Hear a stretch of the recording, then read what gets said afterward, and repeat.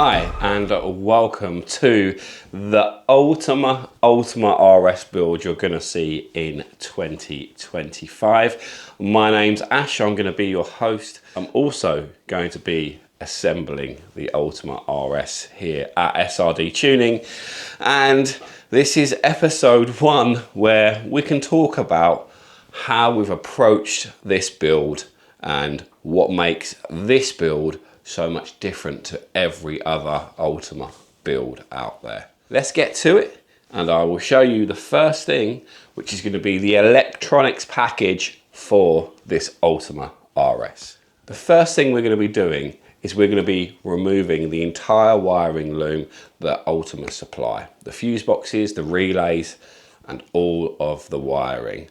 The reason we're doing that is because we want to build a much more modern wiring system throughout the whole car. That includes a CAN bus network to work with every single component that has been put in the car to minimize wiring, minimize weight, and a much better wiring loom. This is how a mil-spec loom is constructed.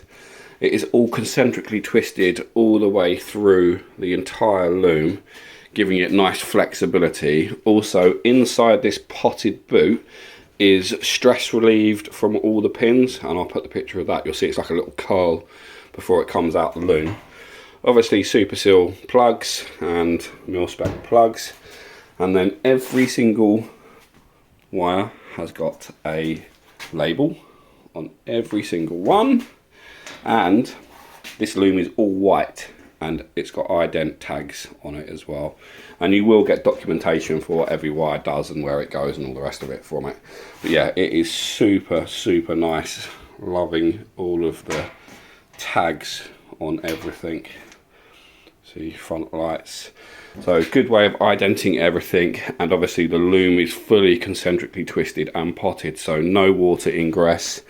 This is how Formula 1 looms are constructed, aircraft looms, and bloody spaceships, so they all use very similar. The Raykeem heat shrink, but yeah, it makes the loom super flexible. And this is the front loom, so it'll go from the front of the car obviously up to the lights and then everything in between. So that is the front loom pretty much finished. One of the things that let the Ultima down sometimes, not all the times, can be the wiring looms.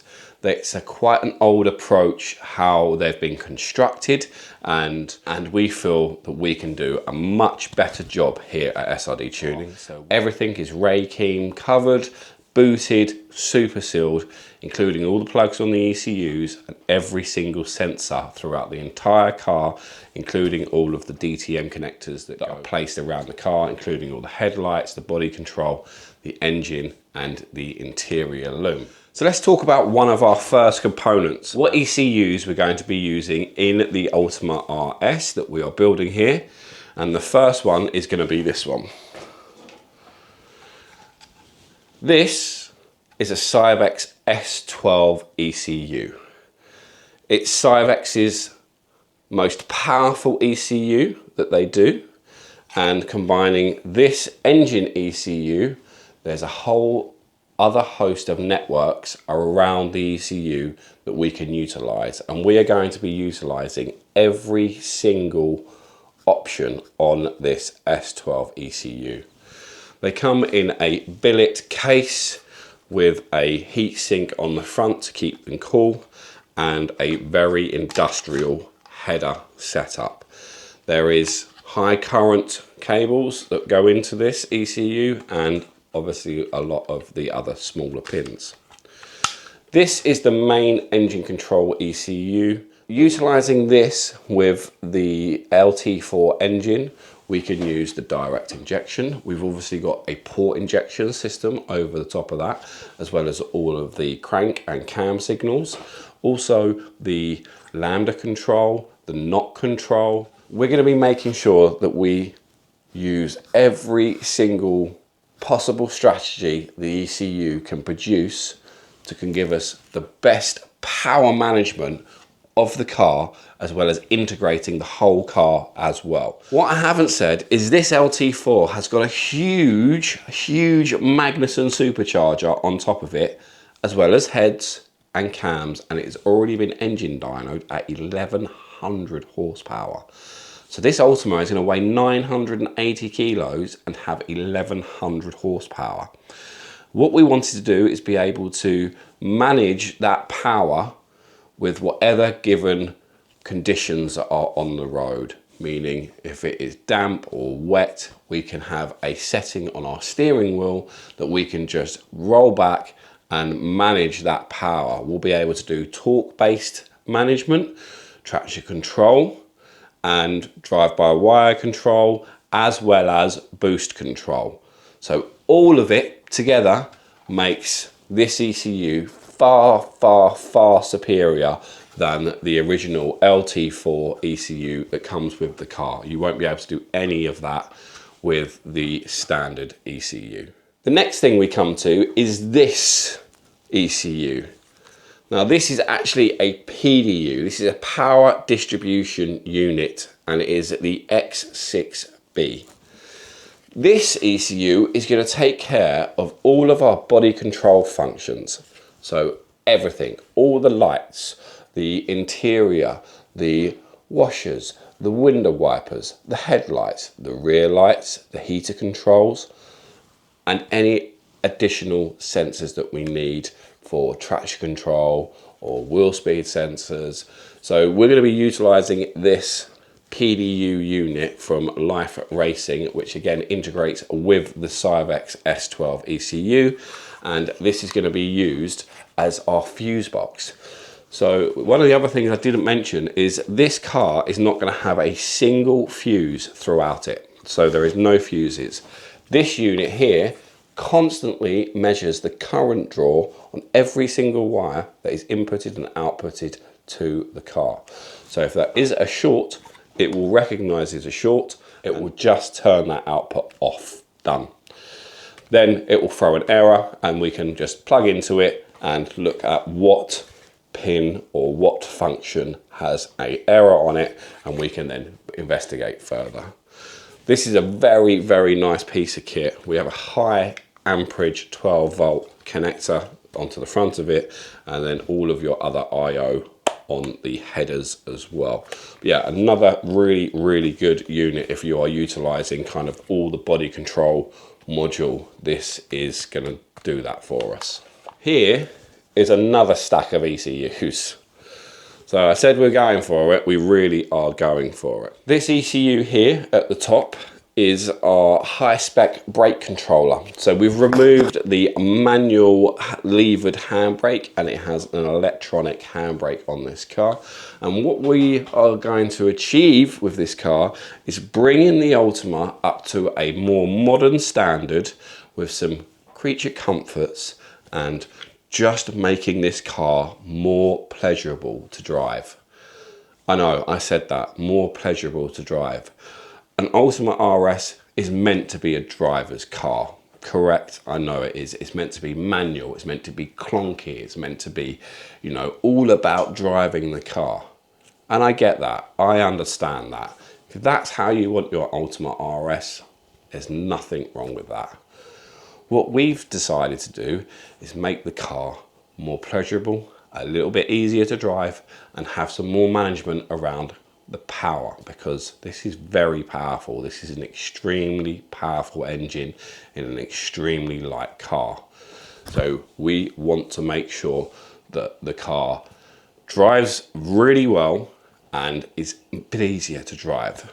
So combining all of what we've done, it's going to do exactly that. The other thing we have got here, so we have our high spec ECU here, and the ECU behind it is actually for straight gates to bypass the exhaust system and silencer and cats.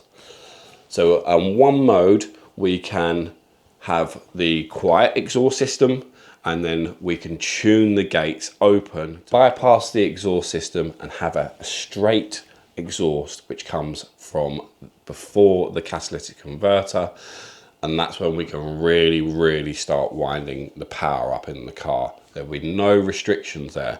And this is going to give us control over them gates, which act super fast. So we can go from a nice quiet car to an all-out monster, bypassing all of that system and having straight gates and basically a straight exhaust system. So an unlicensed track day where there's no noise limitations, we can wind it open and we can actually listen to this thing sing full power and full revs. The other one here is a GDU controller, which is the controller for the direct injection. And then we have an expander as well, because we are feeding the car so much information and we're giving all the sensor information to all of these ECUs. We needed the expander because we actually run out of IO. So that's why we have an expander. Now, the other really cool thing about these ECUs and how they are constructed and how we've put our finishing touches on is we have these plates that the ECU mounts on, and then these plates are actually modular in one of the boxes on the passenger side. They are mounted on rubber bobbins, so they are isolated away from any vibration and harsh frequencies. So these will live a long life, you know, longer than the life of the car, without any problems. So these ECUs will click in inside one of the carry cases, or carry boxes as Ultima calls it, and you can get access to everything. The last ECU that I want to talk about, now if you can read that, you're going to love it or hate it. I will let the comments decide. Not only have we got all of this information and all of these ECUs in the car to control of all of our power and CAN network and all of the inputs that we're feeding them, this is a Porsche ECU, and the only reason we have a Porsche ECU is because the car has got a Porsche PDK. So now we've gone from a manual car to a PDK flappy paddle car. Everything's all going to be controlled on the steering wheel. You can still have flappy paddles. When I said we're going to try and make this easy to drive, what I really meant is we're going to make this car really ridiculously fast. Our gear changes aren't going to take a second or a second and a half from a manual car. They're 100 milliseconds. That means this car will not only be able to launch with a launch control, we'll be able to control the management and the power delivery to the rear wheels. We're also going to have 100 millisecond gear changes between every single gear. That means this car might actually be one of the fastest Ultimas in the world. We've got so much power and so much torque available to us. All what we have to do is manage that power down to the ground, and it really will be one of the fastest Ultimas in the world. I said it, yes, it is a PDK. Ultima do not offer this as an option to put the PDK into the back of the Ultima. Yes, it's a lot of work, and you will see on another video, I think it's going to be like part 4, where we actually modify the subframes to put the PDK into the Ultima. But the gearbox fits, it all lines up, and it is a good option in making the gear shift change like an F1 car. So that is what we're looking to do. We've got the car 70% of the way there, and now it's all down to continuing to build this car to the very high spec that it's been built to. This is going to be the end of part 1. I've not done any building onto the car yet, but you'll see me assemble the car and make it the Ultima RS. So let's finish this video on a high, and I'll take you for a quick look round the Ultima. As you can see, it is in its build process, but we're almost 70% there with the car. So all of the body panels that you can see on this car is on its final fit, so it's bonded and riveted all on the chassis and to each other.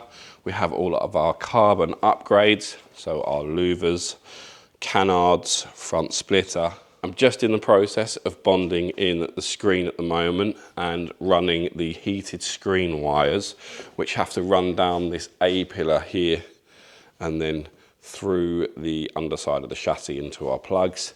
And these are the wires here that I need to run down that pillar. So they just need extending, heat shrinking. And then when I bond the window in, I can then position these in the right place and pull them all through. It has the optional roof scoop as well. I still need to fit the pin on the inside once the roof scoop's fitted. The engine side and the interior side and all the body control side stuff kind of all merge and meet together inside this beautiful carbon fiber and aluminium box. So yeah, very, very, very cool. I have carbon fiber mirrors and standoffs, our louvers. And once the windscreen's in, the car is actually complete to here. So everything forward has been finished, is 100% finished. So I'm really happy to say that. So as soon as that screen is in, it is finished to there. We have a Motec dash. We also have a secondary dash as well, which is going to be all of our integration for, so sat nav and phone connections. As well as that, we have got the Motec rotary dial and a magnetic phone charger. So our integration of the Motec dash and all of our controls, as well as a keypad up here for more body control functions. So we've integrated everything into the car as nice as possible, and it does look very OEM. All of this stuff looks like it's meant to be there. So there you have it. That is our first video on the Ultima RS, and yeah, talking about the electronics package. Next video will be in a few weeks' time when I get time to edit it, because I'm actually a bit further along with the project now, so I need to get some editing going with videos because we've just been super busy. So anyway, thank you guys for watching this first episode of the Ultima. If you want to ask me any questions, put them down in the comments below. If you want to see anything else about the car, put them down in the comments below. Make sure you go onto our website if you're looking for parts, www.srdtuning.com. And if you want any inquiries as well, make sure you drop Lee a message over email or give us a call on the workshop phone. Anyway, from me and all of us here at SRD Tuning, have a fantastic weekend, and I'll catch you in the next one. Peace out.